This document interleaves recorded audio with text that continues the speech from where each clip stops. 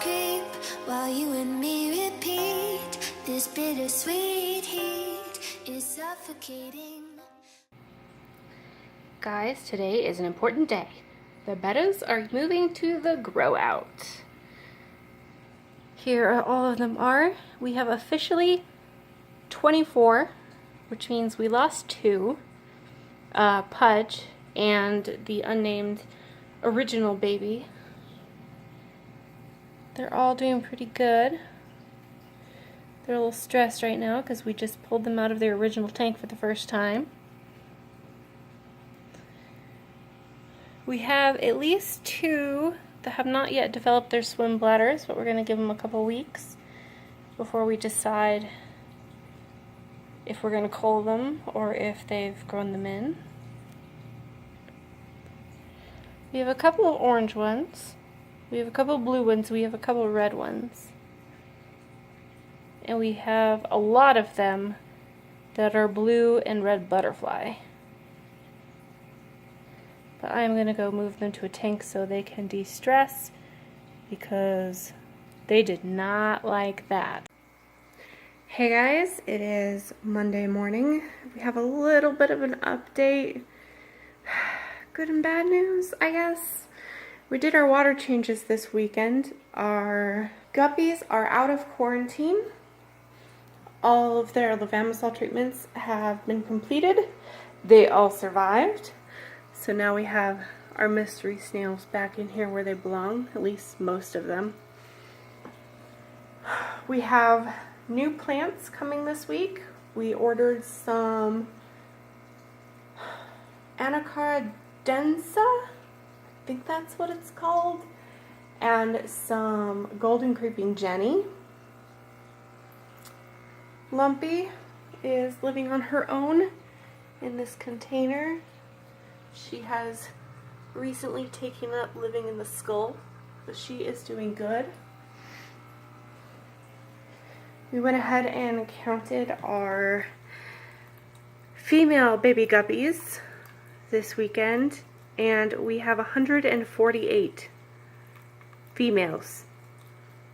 148. It's nuts. We went ahead and put the ram's horns, the golden mysteries, and the jade mysteries in this container. And originally we had 2 male juvenile guppies in there, but we have since moved them to this tank, which we will get to in a minute. These are our fry from the last 10 days. We've just been having a spawn every single day. There's a lot of them. Like, a lot. Bettas are still doing fine. Daphne are still going fine. Our breeding tank is empty at the moment because our baby Bettas are also in the giant blue mystery tank. So what happened? We got them all moved in. They were living with some of the mysteries. And yesterday afternoon, around 2 something or other in the afternoon, we noticed that one of the baby Bettas had dropsy, which of course you guys know our history. We've lost 2 Bettas to dropsy before. We freaked out. So we went ahead and dosed this tank with some Conoplex and some methylene blue, and we're waiting to see what happens. Only one Betta had dropsy, but we don't know if whatever's causing it is contagious. So we went ahead and just dosed the whole tank. But methylene blue is toxic to plants and your beneficial bacteria, so we had to pull most of the plants out. We pulled the snails out. We pulled the filter out, which is now sitting with the baby guppies. And we're just waiting to see what happens. We've turned their heater up. They're continuing to eat live foods. So far, so good. The one beta that got dropsy hasn't died yet. Last I saw him, he wasn't any worse. It's really hard to tell which one he is. None of the other Bettas or the 2 male guppies seem to be showing any signs of dropsy, so we're kind of hoping that we caught it early enough that we'll be able to save the rest from catching it, if not altogether saving all of them. We may lose that one baby, we don't know. It's a pain in the butt, you guys. I hate dropsy. We don't know what caused it. Everybody else was doing fine. It may have just been the move from the other tank that's freaked them out somehow. I don't know. We did count them. We have officially 24 baby Bettas, which is fantastic. Hopefully it will remain 24. We'll see. The betas that we lost to dropsy previously, one lived 2 hours after we noticed symptoms. The other lived just over 24 hours. So we're giving it to this afternoon to kind of see, you know, is it getting worse? Is it getting better? And hopefully that will give us a better idea of if this baby Betta is going to survive dropsy. Pain in the butt. Seriously. We went ahead and threw the 2 male guppies in here. I got the idea from Creative Pet Keeping, who, when she had her baby Bettas and she wanted to teach them how to eat foods other than live foods, she went ahead and stuck some Endlers in with her baby Bettas. And I'm going to use guppies because that's what I have. But guppies are voracious. They eat anything and everything. So my hope is, by having the 2 baby male guppies in here with the Betta, they will teach them how to eat things like flakes and Betta crumbles, you know, all the non-live foods. Because even though we feed all our Bettas live foods, and our guppies, and our snails, they still need to be able to eat that stuff because they're not going to live with me forever. We are eventually going to adopt out or sell these baby Bettas and guppies.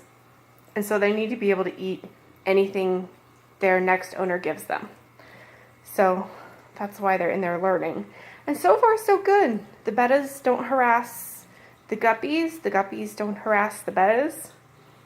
It's really funny, the first night we put them in, the guppies ran over to the Bettas like, oh my gosh, finally a school of fish we can run around with. They were so excited because guppies love to run around together.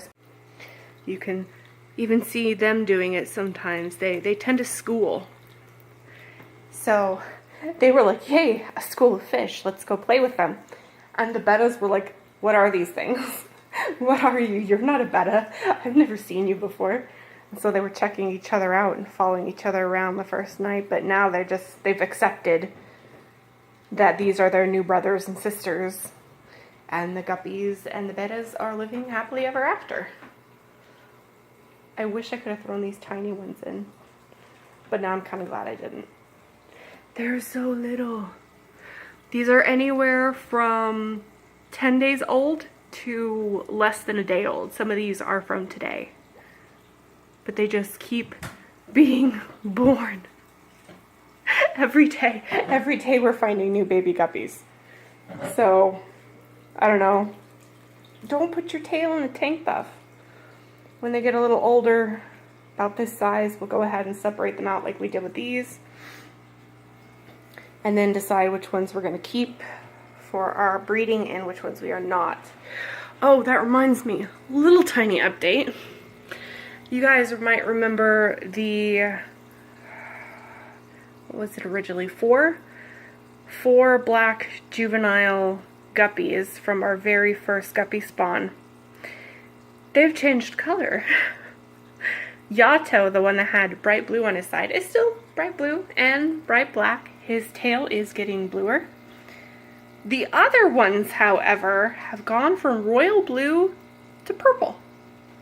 In the sunlight, they are highly metallic purple over black, and their caudal and their dorsal fins are lavender with black. They're so pretty. I was so excited. I was just telling my daughter how I love black and lavender guppies. I saw some on YouTube, and I was like, oh my god, they're so gorgeous. And then that afternoon we were checking on our guppies, seeing how the juveniles were turning out, and what do you know? That's exactly the color they are. So I'm thrilled. I can't wait to get more of these. I hope they breed. Our snails are down there hanging around the bottom. These ivories are getting huge. We have some snello sitting under the spawning mop.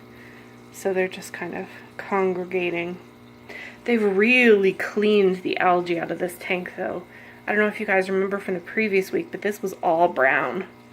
And just basically overnight of putting them in here, they've cleaned it out. I mean, they're still algae, but like the whole tank used to be that dark brown.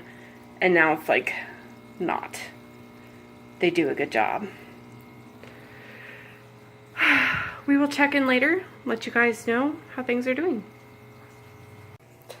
Hey guys, bit of an update.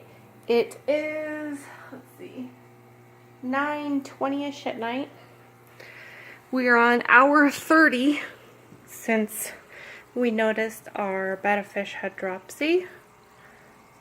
There she is right there. We've decided if she survives this, she's going to get a name. She will be Katniss, because she's kind of badass if she survives dropsy at almost 4 weeks old. They'll be 4 weeks old tomorrow. We're just waiting. Tomorrow we can do our second dose of Conoplex. But she's still kicking. She's still quite active. She's definitely pine coney. One of her eyes is bulging a bit. She has Popeye. So obviously she's not doing well. But she's still alive, which says something. I don't know what, but it says something. Bella's visiting. Bella. Bella, Bella. Bella, Bella. Hi, Bella. So yeah, we searched her out today. We checked all of the other baby bettas. Hi, Buffy. And none of them are showing signs of pine coning. Just this baby.